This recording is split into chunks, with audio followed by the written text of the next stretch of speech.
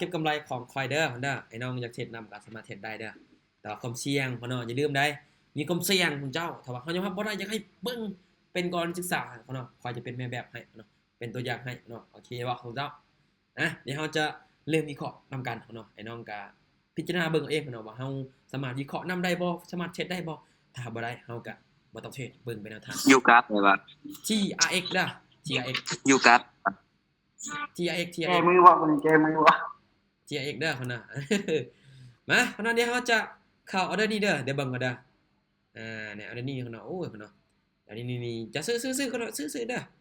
ในโซนนี้ซื้อคนน่ะโอ้สัญญาณคอยยังมันจักซ่าสมเจ้าขอเอิ้นตอน5วิได้สมเจ้าทันบ่ถ้าว่ามีคนเทรดนำอาจจะซ่าแน่คนน่ะอาจจะซ่าแน่เพราะว่า อาจารย์เดทไทม์มีตติ้งสิถาม เขาบ่ทัน ฮะแล้วจะได้ก็ เขาบ่ทันเลย อ๋อ มันสัญญาณซ่าเนาะบุญว่ายังเมื่อกี้นี่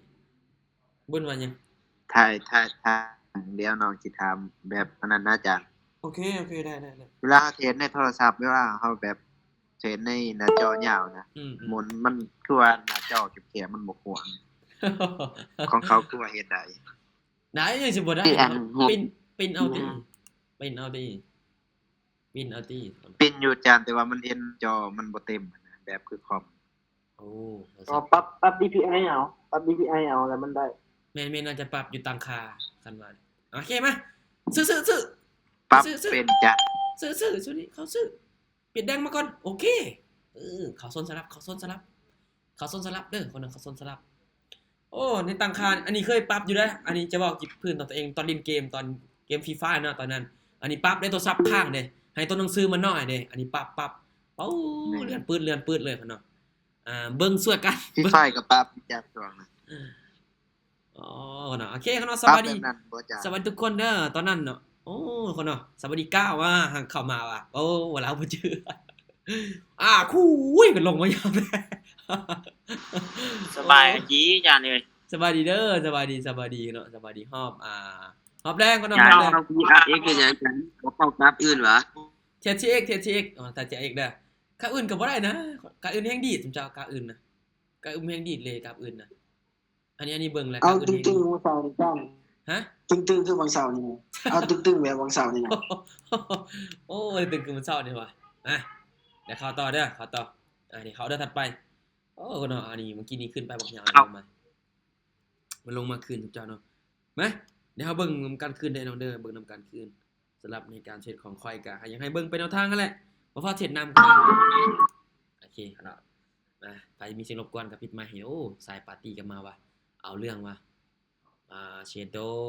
ก้าวมัน โอเคก็เนาะก็หมดก็สบายทุกคนแหละมาพาที่ข่าวมาใหม่เนาะสิว่าโหดแฮงเนาะทีมงานเฮาเนาะโอ้ปิดเขียวเนาะ2เขียว2แดงแล้วแบบนี้สุดยอดมา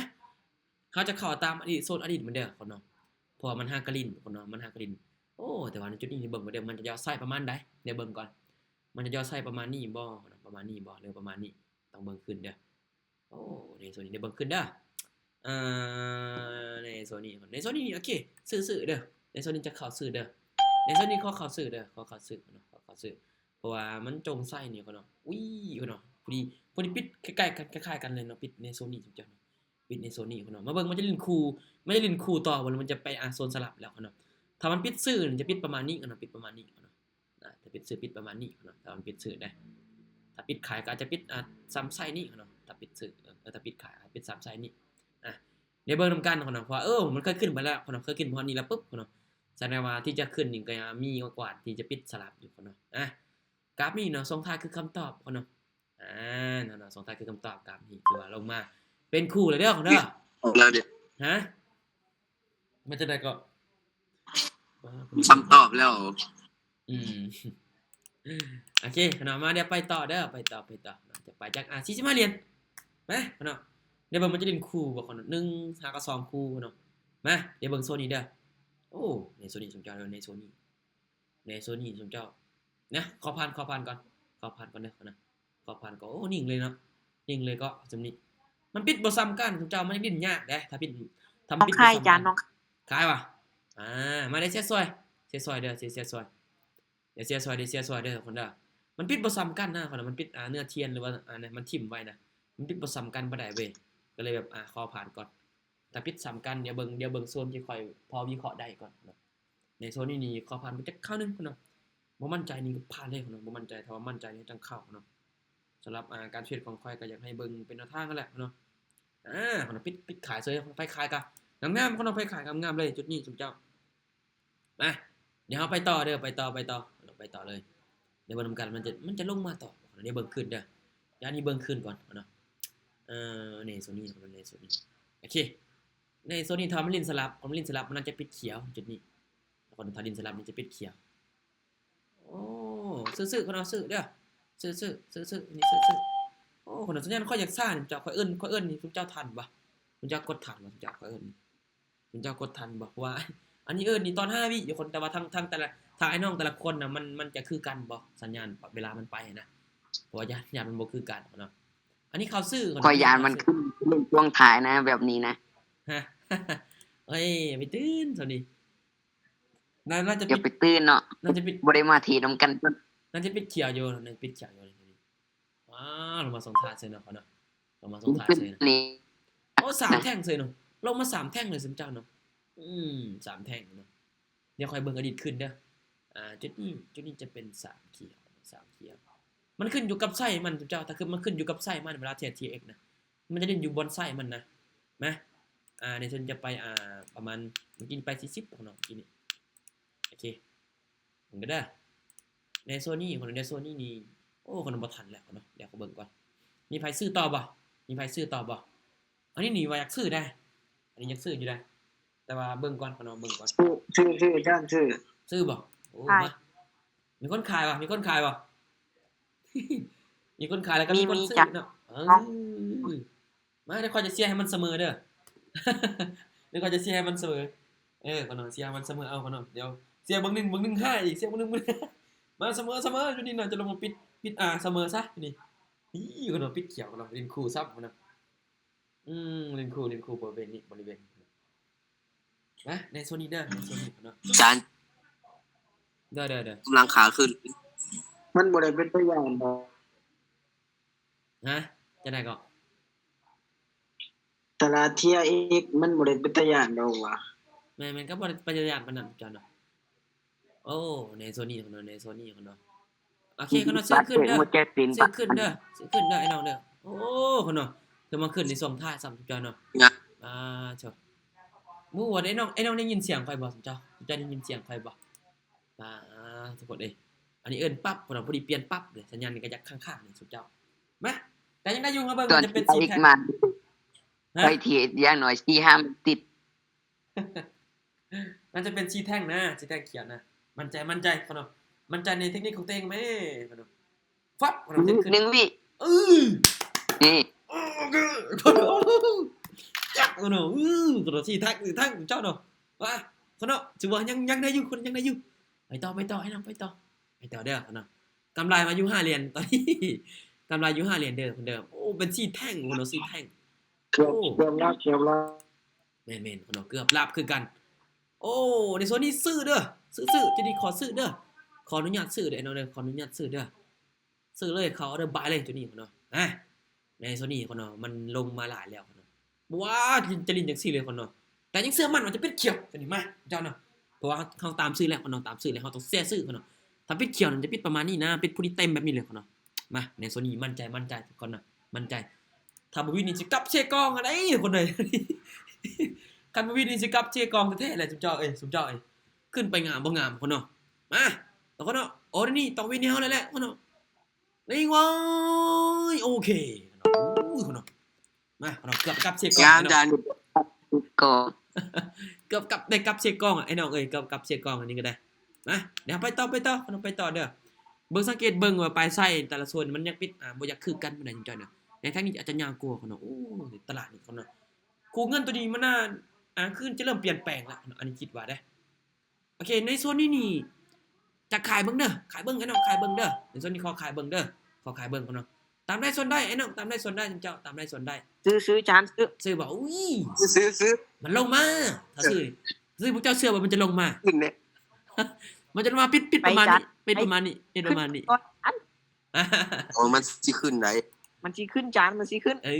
สันให้พวกใจวินก็ได้สันให้พวกใจวินก็ได้เด้ออันนี้ให้พวกใจวินก็ได้นะ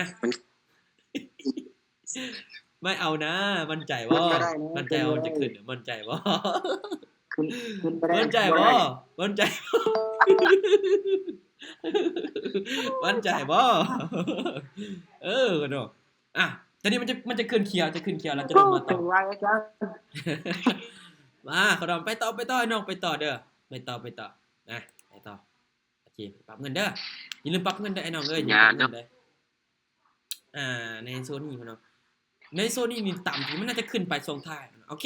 เห็นบ่ขายวันนี้ขายลงมาเด้อในโซนนี้ขายลงมามันเป็นสัญญาณไปว่ะจะตามว่ะ เนี่ย แต่อีกคนตามอีกเว้ย ส่วนลด ส่วน เท่านั้นเอาซื้อ มีคนชื่อว่ะมีคนชื่อเว้ยเดี๋ยวจะให้พวกเจ้าวินซะเดี๋ยวให้เจ้าวินก็ได้ค่อยไปวินก็ได้ ซองเดียวซองแรง จังได๋มันลงตรงไหนครับ บางทีมันจะลงมาเติมเต็มไส้ตัวนี้เด้ บางทีมันลงมาเติมเต็มไส้ตัวนี้เด้นะแล้วก็น่าจะลงมาส่ ถ้าง น้อง ท้าย เอานึกว่าน้องจบเลยจ้ะ เด้เด้อ เป็นคู่เนาะเป็นคู่โอ้ตึงลายสมเสยตึงลายเนาะกำลังงามเลยพ่อเนาะมาเดี๋ยวอันนี้ไปต่อเด้ออันนี้ไปต่อเนาะไปต่ออันนี้ไป45เหรียญพ่อเนาะโอ้ในโซนนี้สุดยอด โอเค ในโซนนี้ เปิดครับ ในโซนนี้พ่อเนาะในโซนนี้นี่ขายลงมาเด้อขายลงมาในโซนนี้ขายลงมาเด้อขายลงมาเจ้าขายลงมาโซนนี้ขายลงมาเลยมาในโซนนี้จะตามขายพ่อเนาะมาเบิ่งมันจะเล่นคู่บ่เจ้านี่ตอนนี้เด้ออันนี้ตามเบิ่งแต่ว่าจะจงใส่ทั้ง2ฝั่งเว้ยทั้ง2ฝั่งเนี่ยสุดยอดเนาะทั้ง2ฝั่งอันนี้ก็ จังหวะแจ็คเก็ตสลับแล้วจาน ค่อนข้างมันมีความเสี่ยงอยู่ได้บางทีอาจจะเป็นเทียนสลับก็คือตัวว่างแหละเนาะเดี๋ยวเบิ่งนำกันมันจะดินคู่คือตัวนี้บ่เพราะว่ามันหากะลินเนี่ยหากะลิน2คู่นี้แล้วมันจะเป็น3คู่ได้บ่นะฮึบแห้งๆฮึบโอ้พ่นน่ะบ่ฮึบซ้ำพ่นเนาะโอ้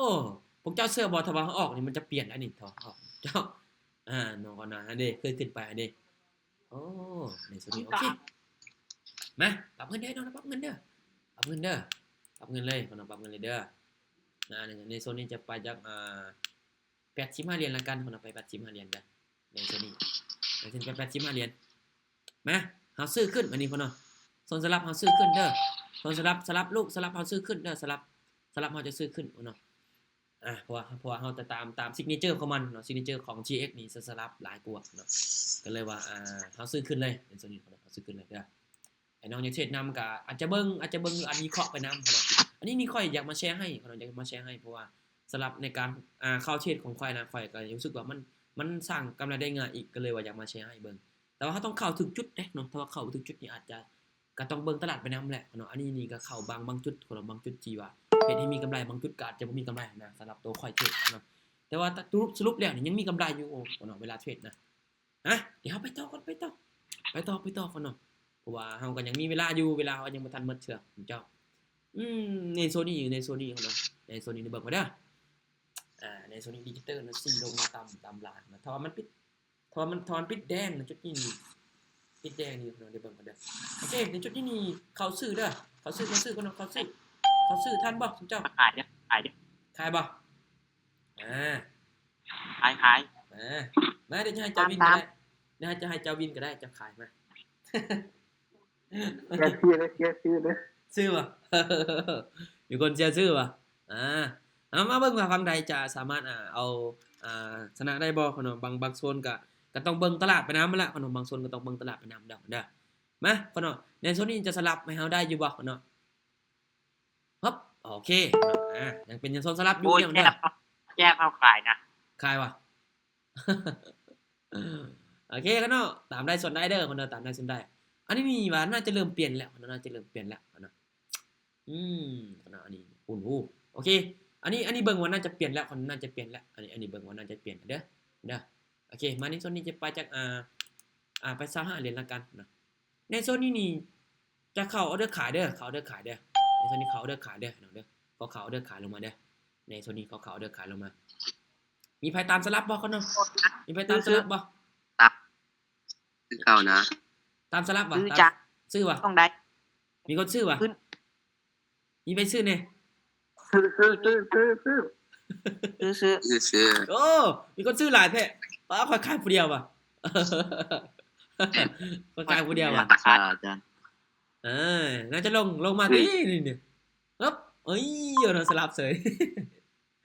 โอเคคนนอนนาทีลินสลับแล้วคนนอนรีบบอกมันสลับแล้วคนนอนสลับหลายแท่งแล้วคนนอนนี่โอ้คนนอนถือว่าจุดทำเงินเก่าได้นะคนนอนจุดทำเงินเก่าได้สุดยอดเนาะโอ้สุดยอดมาคนนอนเดี๋ยวเขาจะเข้าเดี๋ยวถัดไปอีกคนนอนเมื่อกี้นี่ไป25เดี๋ยวเมื่อกี้นี่ไป25โอเค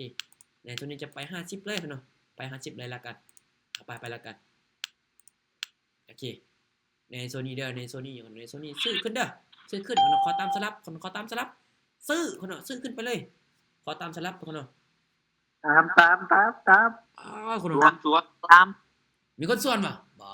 มีคนส่วนอีกป่ะ มาลงกันเลยไอ้นี่นะได้สวนเลยเท่าน่ะ ฮะเดือดเลยป่ะคือโหด สวน แท้ เลยใจนะเรื่องนี้นะ ขึ้นเคี้ยวด้วยแต่นี่ขึ้นเคี้ยวจัน อันนี้ก็เบิ่งว่าจะขึ้นเขียอยู่พอมาเล่นสลับเในโซนนี้เด้ในโซนนี้ก็เลยว่าตามซื้อขึ้นไปเลยนี่นะเห็นป่ะตามซิกเนเจอร์ของ TX เลยเนาะตามซิกเนเจอร์ของ TX เลยชุมจอดเนาะเราตามซิกเนเจอร์ของมันเลย ๆเนี่ย จุดทำเงินนี่แหละข่อยมักเทรดเวลาเขาเทรดคนเดียวนี่ข่อยจะไป50-60บ่ใหม่นึงหรือว่า100นึงบ่ข่อยไปเวลาเขาเทรดคนเดียวเนี่ยข่อยมักชอบคนเดียวได้กับนี่ทุกเจ้ามันน่าจะเริ่มเปลี่ยนแหละอันนี้เบิ่งว่าน่าจะเริ่มเปลี่ยนแล้วนะในโซนนี้เขาซื้อเลยเด้ออันนี้เขาซื้อเลยเนาะขออนุญาตเขาซื้อเลยขอเขาซื้อเลยเด้อโอเคนะเห็นป่ะน่าจะเริ่มเปลี่ยนแล้วนั้นมันน่าจะเริ่มเปลี่ยนแล้วปัจจุบันนะเพราะมันดิ้นหลายแท่งแล้วอีกแท่งตัวนี้ก็เป็นแท่งที่ว่าเนื้อเทียนปิดบ่ซ้ำกันเนาะแต่ในโซนนี้ยังซื้ออันนี้ขอตามซื้อก่อนนะมีไผได้ออกนำบ่หรือว่ามีไผส่วนบ่จอในโซนนี้จริงๆเด้อสำหรับในการ ตาม ว่า อันนี้เอาได้ผ่านจ้ะ มีไผขายต่อบ่นี่เดี๋ยวเฮามาเชียร์นำกันนะมันจะไปทางฝั่งใดหลายกว่าเนาะสำหรับการเทรด TX นี่ยังให้เบิ่งตลาดปัจจุบันกับอดีตนำเนาะคนถือว่ายังเป็นไปได้อยู่ยังสลับให้เฮาอยู่คนเด้ออันนี้ยังให้เบิ่งว่าในโซนที่มันเล่นสลับนะครับเนาะจนกว่าอันนี้ก็คืออยากคู่แบบว่านี่เจ้าถ้ามันสลับหลายถ้ามันสลับหลายมาแล้วมันนี่ละมันจะเบิ่งแบบนี้จะเบิ่งจังซี่ถ้ามันสลับหลายเกินไปแล้วเฮาจะเบิ่งแบบนี้เด้อคนจะเบิ่งตัวนี้มันจะมีช่วงที่มันเปลี่ยนจังซี่มันจะเล่นคู่นะมันจะเล่นคู่เจ้ามันจะเล่นคู่ไอ้น้องก็เบิ่งจังซั่นเอาก็เบิ่งจังซั่นเอาเด้อคือในโซนนี้ยังจะซื้อขึ้นต่อเด้อซื้อขึ้นต่อโอ้คนกดไป2ก็เด้อพุ่นน่ะสัญญาณค่อยคุยคนเนาะสัญญาณค่อยคนเนาะมาเบิ่งมันถ้ามันเล่นคู่จังซี่มันน่าจะเริ่มแล้วมันจะเริ่มเปลี่ยนแล้วนะมันน่าจะเริ่มเปลี่ยนแล้วสมเจ้ามันจะเริ่มเปลี่ยนแล้วเมื่อกี้นี่เห็น เที่ยวไม่นึงอาจารย์เที่ยวไม่ มาเบิ่งจะเป็น3-4นี่3-4นี่ได้บ่มาเบิ่งจะขึ้นมาปิดปลายไส้ดันเทิงนี่ได้บ่นี่ปลายไส้ดันเทิงทำปิดเขียวมันน่าจะขึ้นปิดอยู่นี่เนาะขึ้นปิดอยู่นี่เนาะนิ่งไว้เด้อ3 2 1โอเคโอ้นิ่งเสยเนาะนิ่งเสยเจ้าเนาะนิ่งเสย3เขียวเลยเนาะงามๆเลยไอ้น้องเอ้ยป่าโชกำไรเฮามานี่ก็หลายแฮงเจ้ากำไรมานี่ก็หลายแฮง ทำเป่าจานทนายจาน เป้าโอ้เกินมาแล้วเด้นี่เกินแล้วเนาะก็คิดว่าจะเอากำไรจัก100นึงเพราะในการเทรด TX จริงๆเวลาเจมเทรดน่ะเจมจะตั้งกำไรที่แบบมันอันนี้ได้เพราะนี่อิงใส่กับความสามารถตัวเองไปนำอันนี้เบิ่งมาจากไหนก็ วันนี้ก็จักร้อยเนาะขอเบิ่งได้บ่ ไอ้ตัวนี้ฮอดนี่วะเดี๋ยวเบิ่งตอนถอนเอากะเดี๋ยวเบิ่งตอนถอนเอาเพราะว่ามื้อนี้ไผเข้ามานำข่อยบ่มีไผเข้ามาหลายหอบข่อยบ่เพราะว่าบาง2หอบข่อยลบแม่นบ่2หอบข่อยลบและ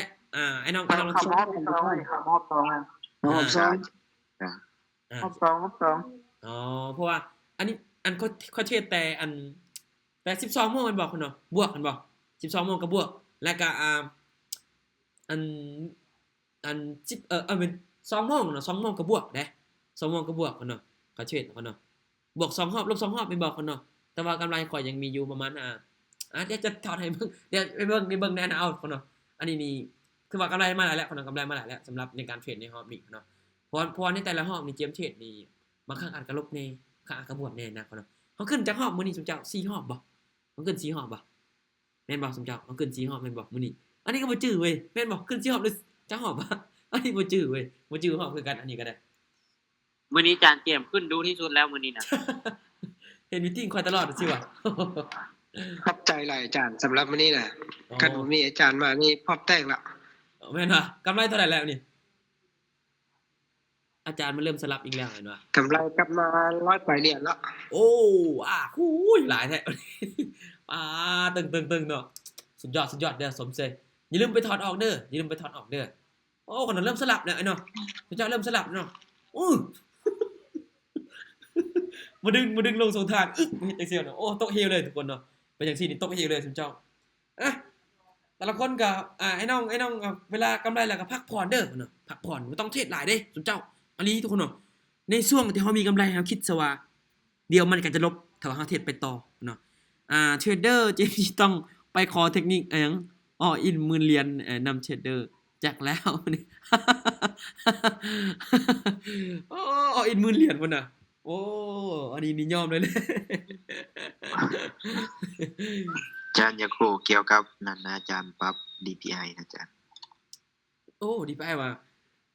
มันอยู่ตั้งค่านะ อันนี้ก็บ่ฮู้สิบอกกันมันอยู่ตั้งค่านะ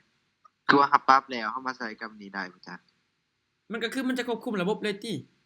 เพราะว่าตัวหนังสือมันก็จะน้อยติแม่นบ่ การศึกษา ฮะโอเค อาจาร เดี๋ยว ย์ก็ปรับแบบนั้นบ่อาจารย์ เดี๋ยวหลังใหม่ก็ได้บ่คันใน Mac นี่เจมบ่ได้ปรับนะอันนี้บ่ใช้นะตอนนั้นเจมเล่นเกมเนาะเจมใช้ได้ตอนนั้น ตอนช่วงเป็นเด็กกระโปรงกระเปกก่อน เล่นเกมเจมปรับอยู่ได้ตอนนั้นเจมปรับอยู่เนาะเรามีเวลาบ่สิถามเรื่องนี้หลังไม่ก็ได้หรือว่าอยากถามตัวนี้ก็ได้ถามเลยก็ได้ แต่ว่านี่ในโทรศัพท์ถ้ามันบ่ค้างก็บ่จำเป็นต้องปรับก็ได้ถ้ามันบ่ค้างก็บ่จำเป็นต้องปรับก็ได้ มองไว้ว่าอยากให้มันเห็นหน้าจอเต็มเบิดนั่นนะอาจารย์ โอ้เขาจะให้แบบโอ้เขาจะให้แบบมันเป็นเสลียงบ่มันเป็นแนวตั้งใช่ป่ะเป็นแนวนอนใช่ป่ะเป็นแนวนอน แม่ ใช่ป่ะ น โอ้ เป็นแน่นอนแต่ว่ามันเห็นหน้าจอแคบนะมันมีว่ามันเป็นการรีบูปลิงก์นะมันทางข้างเนี่ยน้องส่งส่วนตัวให้เบิ่งนะ โอ จ๊ะ เคงั้นคนส่วนตัวก็ได้ เขาเบิ่งก็เฮ็ด YouTube ก็ได้ปรับ DPI เนี่ย แม่น่าจะเป็น YouTube ก็มีกระจาสอนอยู่พี่น้องมีหยังถามสามารถถามเด้อน้องสามารถถามขึ้นได้เกี่ยวกับการเทรดบ่หรือว่าจังใดพี่น้องวางแผนเดือนนี้จะกำไรเท่าใดพี่น้องนิสัยเก่าที่เคยมักเอาอินเนี่ยทิ่มแล้วบ่พี่น้องจะได้ไอ้น้องก็สามารถลองทบทวนตัวเองนำการเบิ่งพี่น้องตลาดในตอนนี้ก็ถือว่าเฮาก็สามารถผ่านมาโอ้เนาะสลับงามเลยพี่น้องพวดพาดในโซนนี้พี่น้องสุดเพราะว่า ส่งไปเลยจ้ะ โอเคพี่น้องมีแต่ว่าถ้าว่าไอ้น้องเข้าใจแล้วก็อาจจะประมาณนี้ได้ถ้าว่าบ่เข้าใจก็สามารถถามขึ้นได้เด้อคนเด้อสามารถถามขึ้นได้จริง พอมีเวลาบ่อาจารย์มาถามเรื่อง ถามเลยแล้วเฮาอยากให้อาจารย์มาแชร์เรื่องประสบการณ์เนี่ย แชร์ประสบการณ์อะไรแบบการเทรดสิวะ อาจารย์เริ่มต้นใหม่ๆนี่พอมีความรู้ว่าอาจารย์เทศไปแบบว่าหมออยากเทศเลย แม่นเด้อเนี่ยคำสิบอกให้มา ก็คือจังซี่ไอ้น้องเวลาตอนที่ค่อยเริ่มต้นเนาะตอนนั้นค่อยคิดว่าโอ้มันหาเงินเท่านี้นะป้าตอนนั้นตัวเองเฮ็ดเวียกประจำเฮ็ดเวียกก่อสร้างตอนนั้นตอนนั้นอันนี้เฮ็ดหมู่เทศเนี่ยอยากลองเบิ่งนะอยากลองเบิ่งอันนี้ก็ตอนทำอิฐก็บ่ได้สนใจหยังแต่ว่ามาลองเบิ่งเลยก็อันนี้ศึกษาอยู่3มื้อก็จื้อได้เขาศึกษาอยู่3มื้อก็เทศดีโมนะก็เทศต้องลองเข้าไปศึกษาในมีตติ้งแบบนี้แหละก็เทศอยู่3มื้อแล้วค่อยเติมเงินเข้าอยู่ที่แสนนึงพุ่นเนาะก็อาจจะได้อยู่6-7 เหรียญบ่หรือว่า5-6 เหรียญบ่7 เหรียญบ่ประมาณนั้นแหละตอนนั้นพุ่นเนาะตัวเองก็เทศพุ่นเนาะตัวเองเทศตามมีตติ้งตัวเองเทศตามมีตติ้งแน่หรือว่าเทศตามเองตอนเฮ็ดเวียกก็เทศนะช่วงนั้นนะค่อยมีกำไรอยู่11 เหรียญรวมกับต้นทุนประมาณ11 เหรียญนี่แหละกำไรค่อยแต่ว่าค่อยบ่ถอนค่อยก็เทศจนหมดนั่นแหละพุ่นเนาะอันนี้บ่ฮู้ว่ามันจะเฮ็ดจังได๋แน่ก็คือโดยที่เฮาเข้ามาบ่ทันมีความรู้ว่าสิสร้างในตอนนั้น อันนี้เห็นเขาเจ้าเทศอยากเทศนำหั่นนะเห็นเขาเจ้าเทศอยากเทศนำมึงลองเบิ่งก่อนนะแต่ว่าเฮาเทศไปเทศมาพุ่นเนาะก็เสียเงินหลายเติบพุ่นเนาะแต่ช่วงแรกได้ค่อยเติมเงินค่อยจื้อได้ว่าประมาณ100,000นึงในช่วงที่ค่อยบ่มีความรู้อีหยังเลยศึกษา3มื้อเจ้าคิดเบิ่งผู้จะซื้อกับขายซ้ำนั้นแล้วค่อยก็เติมเงินเข้าพุ่นเนาะความค่อยเสียเส้นแฮงเนาะแล้วก็ค่อยมาเทศกับมีตติ้งแน่พอดีตอนนั้นค่อยก็อาจจะเสียช่วงตอนนั้นก็เสียช่วงแรกๆก็เสียอยู่ประมาณล้านปลายพุ่นเนาะล้านปลายก็เสียอยู่ล้านปลายปึ๊บพุ่นเนาะแล้วค่อยก็โอ้บ่ได้แล้วจังซี่แล้วค่อยก็ไปฟังใน YouTube ความคิดของเขาเจ้านะพวกที่เป็นเทรดเดอร์เนี่ยเขาคิดจังได๋แล้วก็ไปอ่านปึ๊บมีหยังแน่เนาะที่มันช่วยให้เราพัฒนานะมันก็บ่ได้ว่าเพียงแค่การเทรดอย่างเดียวเนาะมันจะมีหลายอันหลายแนวเนี่ยที่ว่ามันเฮ็ดให้ความคิดของใครนะในตอนนั้นก็เลยแบบ ลองศึกษาเบิ่งก่อนขอศึกษาโดนเติบได้จะได้คอยลงทุนซื้อปึ้มมาอ่านเบิ่งแล้วก็ฟังพอดแคสต์แล้วก็เข้ามาศึกษาในมีตติ้งนี่ตลอดเนาะคอยเข้าศึกษาและเวลาเขาจะมักเทสทดลองเนาะบ่เชื่อเบิ่งคลิปข่อยก็ได้เนาะข่อยลงอยู่ได้ตอนนั้นก็ใช้เทคนิคตัวนั้นเทียบกราฟนำเข้ามาเบิ่งนำแล้วก็จะเป็นอินดิเคเตอร์แต่ละอันแต่ว่าข่อยศึกษาการเทสทดลองนี่ดนก็ใช้เวลาอยู่คนเดียวแน่เนาะก็คือหลังจากที่ว่าเฮาเลิกเวียกแล้วอาบน้ำแล้วกินข้าวแล้วข่อยก็เอาเวลานั้นมาศึกษามาเทสทดลองเบิ่งมาบริหารเบิ่งลองฝึกเบิ่งเพราะข่อยก็ฟังจากเขาเจ้ามาว่าเอางบซ้ำนี้จากการทดลองบริหารเบิ่งว่าเฮาจะได้จักมั้ยอันนี้ก็ลองเอางบ100นึงบริหารเบิ่งนะก็ไปได้ฮอดอยู่ที่จะ300เนาะ300แต่พอดข่อยก็แตกกว่าอัน300ของดีโมได้พอดข่อยก็หมดเวลาเขาเทสนะอันนี้มาเบิ่งโอ้ขนาดนี้ยังบ่รอดนะคันเอาเงินแท้ไปนี่หมดแท้ๆอันนี้คิดว่าศึกษาใหม่เราเอางบมาอยู่ที่20เหรียญเบิ่งแล้วบริหารเบิ่งแล้วค่อยก็เก็บกำไรประมาณอยู่ที่ฮอด50เหรียญตอนนั้นบริหารเงินได้อันที่ว่าพอดีลองเติมเบิ่งขอศึกษาตอนนั้นตอนช่วงแรกๆเนาะประมาณหลังจากที่ว่าค่อยเชียร์แล้วเนาะในตอนนั้นค่อยก็มาศึกษาคืน3เดือนแล้วค่อยก็เติมเงินเข้ามาเทรดอีกจาก500,000ก็ตอนนั้นก็ได้หลายเติบเนาะแล้วค่อยก็มาเก็บกำไรประมาณตอนนั้นก็ได้1,500,000รวมกับต้นทุน1,500,000รวมกับต้นทุนแล้วค่อยทอนออก1,000,000ปะ500,000เนาะค่อยได้กำไรได้ตอนนั้นได้กำไรปึ๊บเนาะแล้วก็หลังจากนั้นค่อยก็เทรดต่อเนาะแล้วก็เฮ็ดเวียกแน่ก็เทรดไปแน่ติดเทรดแน่นะเนาะตอนนั้นเฮ็ดเวียกนำก็เทรดนำเฮ็ดเวียกนำเทรดนำเนาะโอ้บ่น่าจนหายซะเลยบ่ต้องค่อยก็ไปรีเทรดเนี่ยความอยากเทรดแฮงนะอันนี้ก็ได้เชียร์เติมเข้าเนี่ยเติมถอนเติมอยู่นั่นแหละเนาะค่อยก็เติมไปเติมมาจนสุดท้ายจนเบิดพอตแล้วเนาะค่อยก็เบิดพอตของค่อยเลยบัดนี้ค่อยก็โอ้บ่ได้แล้วบัดนี้กลับมาศึกษาคืนเนาะกลับมาศึกษาคืนผู้ที่ค่อยศึกษาประมาณ6เดือน7เดือนเนาะประมาณ 6-7 เดือนนี่แหละประมาณนั้นค่อยก็กลับมาศึกษาอีกจักมื้อนึงเบิ่งเตรียมพร้อมเนี่ยมันจะหมดเดือนเนาะเฮาก็มีเงินเดือนแม่นบ่ตอนนั้นค่อยมีเงินเดือนปึ๊บเนาะค่อยก็เก็บก่อนเงินเดือนเขาได้หลายเด้ประมาณเฮ็ดเวียกก่อสร้างเพิ่นก็ได้หลายอยู่แล้วเนาะประมาณ 6-7 ล้านค่อยก็แบ่งเนาะแบ่งเป็นสัดเป็นส่วนแบ่งแล้วก็เอามาเติมพอตจากล้าน1 2ล้านบ่มาเก็บกำไรนะมาเก็บกำไรแต่ก็อยู่ได้บ่โดนเนาะอยู่ได้บ่โดนขอเก็บกำไรอยู่ที่ตอนนั้นก็ได้หลายอยู่แต่ว่ามันอยู่ได้บ่โดนทุกเจ้าเพราะว่ามือคือขอยอยากลองตั้งเป้าคือเจ้าเว้าเบิ่งนะตั้งเป้ายาวๆแล้วขอเก็บมือละน้อยแต่ว่าตอนนั้นเนี่ยขอยยังขาดการควบคุมอารมณ์การวินัยตัวเองฝึกบ่ได้เนาะโอ้เนาะพอตอนนั้นมาเนาะค่อยลาบค่อยจื้อเลยมื้อนี้หยุดก่อนพัก3เดือนเลยค่อยบ่เทรดค่อยมาศึกษากระเทศอยู่แต่ว่าเทรดทดลองค่อยพักแล้วค่อยมาเทรดอันนี้ทดลองแล้ววางแผนตีเส้นแนวนั้นศึกษาเกี่ยวกับแทงทอกแทงเทียนเนาะเกี่ยวกับวินัยต่างๆเนาะศึกษาแต่ละมื้อพอเลิกเวียกปุ๊บเฮ็ดแบบนี้ซ้ำๆบ่ได้โดยที่บ่เวลาบ่สนใจกับอีหยังนะหลังจากที่ค่อยลงเวียกตอนเช้าน่ะ 6:30 นก่อนแน่นอนค่อยต้องตื่นให้มันตื่นประมาณ4-5 โมงค่อยตื่นปุ๊บในตอนนั้นค่อยก็ลุกมาศึกษาวางแผนแล้วก็พอดีนึงข้าวปลาไผ่เฮาก็กินข้าวกินน้ำแล้วเฮาก็ไปเฮ็ดเวียกต่อเนาะหลังจากที่ว่าเฮ็ดเวียกแล้วปุ๊บเนาะค่อยก็11 โมงเนาะเฮาค่อยเลิกเวียกเนาะ11:30 นแล้วพอดีก็มาก็กินข้าวเลยเนาะกินข้าวแล้วอาจจะศึกษามื้อละ13 นาทีก็พอดีนอนเนาะพอดี1:30 นก็ลุกเฮ็ดเวียกปุ๊บเนาะค่อยก็โอเค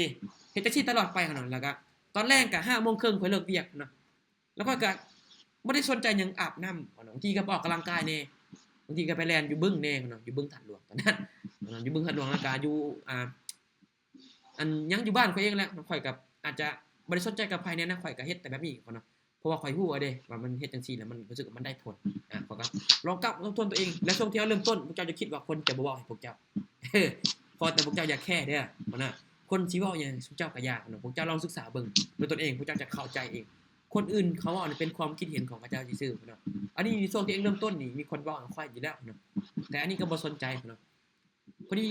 หลังจากนั้นน่ะค่อยก็อาจจะปึ้มพอรวยแหละจึงเฮ็ดให้ค่อยเปลี่ยนความคิดเนาะเปลี่ยนความคิดของค่อยปึ้มพอรวยสอนลูกเนาะแล้วเปลี่ยนความคิดของค่อยอ่านปึ๊บผมค่อยเข้าใจเลยเนาะสิ่งที่เราบอกเนาะแต่มันก็บ่ถึกหมดเนาะแต่ว่าเฮาเอาประยุกต์ใช้ซื่อๆและที่เฮ็ดให้ค่อยตอนนั้นน่ะตัดสินใจว่าโอ้การที่ว่าเฮาจะเฮ็ดหยังก็มันต้องได้ใช้เวลาแล้วก็ต้องได้เรียนรู้หลายๆสิ่งหลายๆอย่างแล้วก็ได้เข้าใจอีกถึงเรื่องความเป็นจริงในปัจจุบันนี้กับสังคมมนุษย์เฮาอันนี้เข้าใจหลายอย่างเลยเนาะเพราะว่าเฉพาะแต่การเทรดอย่างเดียวอันนี้เข้าใจหลายอย่างเลย คือเวลาถ่ายมีตติ้งเห็นบ่ทุกคนเนาะอันนี้เวลาเขามีตติ้งกับค่อยเนาะบางคนมักออกเนาะมาละเวลาเขามีเทศปุ๊บแล้วมักออกแต่อันนี้นี่จะมักแชร์แนวทางให้ในช่วงท้ายๆเกี่ยวกับการนำใช้ชีวิตหรือว่าการประสบการณ์ต่างๆเนี่ยอันนี้ก็อยากมาแบ่งปันให้แต่อันนี้บ่ได้เก่งเนาะอันนี้ก็บ่ได้เก่งแต่ว่าอยากมาแบ่งปันให้กับคนที่ค่อยฮู้ดีว่าพวกเจ้าต้องการอีหยังและพวกเจ้าอยากได้อีหยังอยากรู้อีหยังนะแล้วพวกเจ้าเจออีหยังในปัจจุบันอันนี้ฮู้เนาะอันนี้ฮู้อยู่แล้วอันนี้เพราะว่าบางคนอาจจะอันนี้นะมันก็ผ่านมาคือบ่คือกันอยู่แล้วแต่ว่าบางสิ่งบางอย่างที่ค่อยผ่านกับพวกเจ้าอาจจะยังบ่ทันผ่านเลยยังมาแบ่งปันให้ก็คือพวกเจ้าคือกันเนาะคือสิ่งพวกเจ้าผ่านมาแล้วสิ่งที่เคยเฮ็ดมาแล้วแต่ว่าค่อยในประเทศพวกเจ้าอาจจะมาแชร์ให้เนาะอันนี้มักมันมีแลกเปลี่ยนกันพวกเจ้าเนาะเราบ่ได้คิดว่าคนอื่นเก่งหรือบ่เก่งเนาะทุกคนมีสิทธิ์เท่าเทียมกันก็เลยอยากมาแบ่งปันให้เนาะใครที่ว่ามักในแบบในทางการพัฒนาตนเองนี่อันนี้ก็มักได้เนาะเวลาปึ้มเวลามีบางทีนี่เจมมักการปึ้มอยู่แล้วเนาะอันนี้ก็ซื้อไว้มาปึ๊บเนาะถ้ามาบางทีก็มาให้ข้อคิดแต่ละกูให้ทีมงานในกลุ่มบางทีก็มักให้บางทีก็โอลมนะนี่เนาะโอลมมาให้แฮงกำลังใจบ่หลังจากที่เฮาเช็ดแล้วนะเมื่อเขามาเช็ดปึ๊บเฮาก็จะว่าโอ้ขอบใจเด้อเนาะเดี๋ยวพอกันใหม่แบบนั้นนี่อันนี้ก็โอ้คนมันเป็นการที่เราเบิ่งจังได๋บ่ฮู้เว้ยทุกเจ้าเว้ยเขาก็เลยว่าลองให้ความคิดแนวคิดให้แนวทางให้กับพี่น้องเบิ่งอาจารย์ก็ถามแน่หยังคันอยากซื้อเกี่ยวอีหยังวะคันอยากซื้อเกี่ยวกับการเทรดซื้ออยู่ไสวะซื้อจังได๋ก็วันซื้อ ปึ้ม Bitcoin เทศกัน ฮะปึ้มเทรดบ่โอ้ปึ้มเนาะปึ้มซื้อนำอันนี้ก็มีอันนี้ก็ขายคือกันบ่อันนี้ก็ขายกันแต่บางอันมันก็หมดบางอันเขาเจ้าก็เซาผลิตเด้บางอันเขาเจ้าก็เซาผลิตบางอันน่ะมันหมดเนาะบางหัวน่ะมันหมดหัวเพราะว่าปึ้มนี่เขาผลิตจากไทยเด้เขาเจ้าผลิตจากไทยแล้วมันก็หมดแต่ว่าบางอันก็ได้ก็เลยบางคนก็อยากได้แน่ปึ้มเนาะสำคัญได้บ่ได้ก็แต่ลองศึกษาเอาจากใน YouTube ก็ได้หรือว่าอยากซื้อบ้านก็ได้แล้วแต่ไอ้น้องจะสะดวกนะก็ลองซื้อเบิ่งบางทีเฮาอาจจะเข้าใจหรืออาจจะถนัดแนวนี้แต่สำหรับข้อยเดี๋ยวอยากแนะนำให้กับไอ้น้องเวลาเทรดหรือว่าเฮ็ดหยังก็ตามเนาะไอ้น้องก็การสิบอกก็อยากให้ทดสอบความรู้ของตัวเองก่อนแล้วก็วินัยของตัวเองก่อนเนาะทดสอบเบิ่งว่าเฮาก็คือเฮาต้องจดต้องแต้มเนี่ยแหละเจ้าเนาะเฮาเฮ็ดมักง่ายหลายมันก็บ่ได้ทุกคนเนาะเพราะว่าทุกสิ่งทุกอย่างทุกเจ้ามันยากนะไอ้น้องเวลาเฮ็ดหยังมันจะยากแต่ว่าคันเฮาผ่านไปในจุดนั้นเนาะพวกเจ้าคือสุดยอดของคนเลยเนาะอันนี้ตัวเนาะคันเชื่อว่ามันเป็นคำเว้าที่ง่ายอยู่แต่ว่าเวลาเฮาเฮ็ดนี่มันจะยากเนาะคืออันนี้เฮ็ดนี่ในแต่ละมื้ออันนี้เฮ็ดนี่ก็จะบ่แม่นแต่เฮาเองดอกเนาะมันมีคนสิเว้าให้เฮานำปุ๊บบางคนก็แค่ความเว้าของเฮาหลายแล้วก็ท้อเนาะท้อได้ตอนนั้นนี่ฮู้ว่าพวกเจ้าฮู้ว่าคนที่เว้าค่อยตอนนั้นน่ะเขาเจ้ามาเทศคือกันนะเขาเจ้ามาเทศคือกันนะเขาเจ้ามาเทศคือกันเพราะว่าเขาเจ้าเด็กศึกษาข้อยก็แนะนำให้ข้อยก็บ่ได้ที่จะมีอคติกับเขาเจ้าดอกแต่เขาเจ้าเป็นรุ่นอ้ายข้อยประมาณ26 27ปีแล้วตอนนั้นเจ้าข้อยนี่ยังอยู่22 23ปีแล้วก็จะเป็นรุ่นอ้ายข้อยก็โอเคเดี๋ยวน้องแนะนำให้เด้อว่าซี่นะเราก็โอเคเราก็พอดีแนะนำให้เกี่ยวกับการเทรดเราก็ยังเทรดจักบ่ฮู้เดี๋ยวนี้ปัจจุบันนี้เนาะบางทีเราอาจจะเข้ามาเพื่ออยากลองอยากฮู้เพื่ออยากอ้อแอกับมันก็บ่จักคือกันแต่ว่าอันนี้นี่คันเฮ็ดหยังนี่บ่เฮ็ดมักเฮ็ดอ้อแอเนาะมองอ้อแอก็มีคนมองอ้อแอเฮาก็มีมองเอาจริงเฮาก็มีเนาะแต่ว่าถ้าว่าเฮาจะเบิ่งว่าเฮาจะเฮ็ดในแบบยาวๆนะคนคันว่าจะเบิ่งในทางนี้เขากะว่าเฮาสามารถว่าก็คือมันจะสามารถทำเงินนี่ค่อยได้ค่อยจะเฮ็ดหมดเนาะบ่เฮ็ดในอาชีพหยังก็ตามเนาะคือในปัจจุบันนี้ข้อยก็บ่ได้เพียงแค่การเทรดเนาะข้อยก็อาจจะเฮ็ดทางออนไลน์แน่เนาะขายนั่นขายนี่ไปเนาะเฮ็ดนั่นคนว่าแต่ตอนใดมันได้เงินค่อยจะเฮ็ดหมดทุกเจ้าข้อยเป็นคนที่บ่อายอะไรบ่แคร์ไผอยู่แล้วเนาะอันนี้นี่ข้อยได้ความคิดจากCK แล้วก็อาจจะเป็นปึ้มที่ค่อยได้อ่านมาเนี่ยเนาะปึ้มพอรวยสอนลูกเนี่ยเนาะข้อยได้ความคิดจากนะครับปึ้มสำเร็จนอกกรอบเนาะข้อยก็อ่านข้อยก็ได้เข้าใจความหมายเนื้อหาเนื้อในของคนที่เพิ่นจะซื้อให้คนที่อ่านอันนี้ก็มาอ่านเบิ่งก็โอ้มันแม่นความจริงอีหลีสำหรับปึ้มสำเร็จนอกกรอบนี่มันจะสื่อถึงให้กับการมีระเบียบวินัยแล้วก็การเงินส่วนหนึ่งพุ่นเนาะแล้วก็มีหลายอันหลายแนวเนาะก็ค่อยก็ยังอ่านบ่ทันหมดเชื่อเนาะเพราะมันก็หลายเนาะมีหลายนะปึ้มนี่ก็ซื้อก็มีหลายก็บ่ฮู้ว่ามันเป็นเท่าไหร่แล้วซื้อปึ้มเนาะอันนี้ก็ซื้ออันนี้แหละเนาะสิ่งสำคัญก็คือลงทุนให้กับตัวเองคุ้มสุดเนาะบ่เสียหายหยังถึงเฮาจะคันว่าลงทุนในกับความรู้แน่นอนเนาะมันต้องมีค่าใช้จ่ายอยู่แล้วเนาะ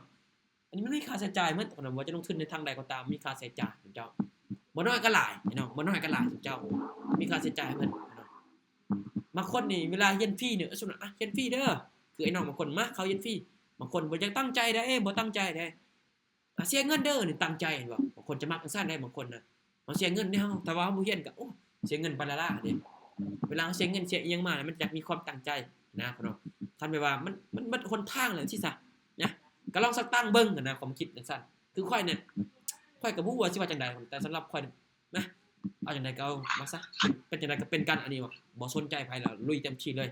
อันนี้คือปัจจุบันนี้หมู่คู่เรื่องอิหยังก็บ่ได้วนเลยเนาะบ่ได้วนเลยสมเจ้าบ่ได้วนเลยมาโฟกัสทางนี้เลยสมเจ้ามาโฟกัสทางนี้แหละมาเข้าใจถึงระบบโลกในปัจจุบันนี้คันสิว่าอาจจะเว้ายาวแหละคนเนาะคืออาจจะบอกของข้อย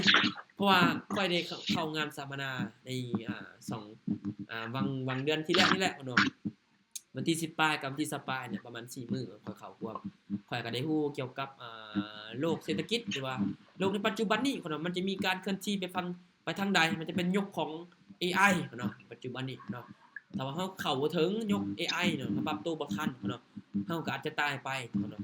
ตายไปในนาทีนี้ก็คือเฮาจะอาจบ่ทันโลกเฮาจะอาจบ่มีความรู้ในสิ่งที่เพิ่นกำลังพัฒนาเฮาก็พยายามศึกษาไปเนาะคือในยุคปัจจุบันนี้ข้อยอยากสื่อให้กับพวกเจ้าได้เข้าใจว่าถ้าว่าเฮาฮู้คือถ้าว่าเฮาฮู้เนาะคนที่กำลังจะไปทางใดหลายกว่าแหละเฮามาศึกษาตัวนั้นเฮาจะได้เปรียบเนาะ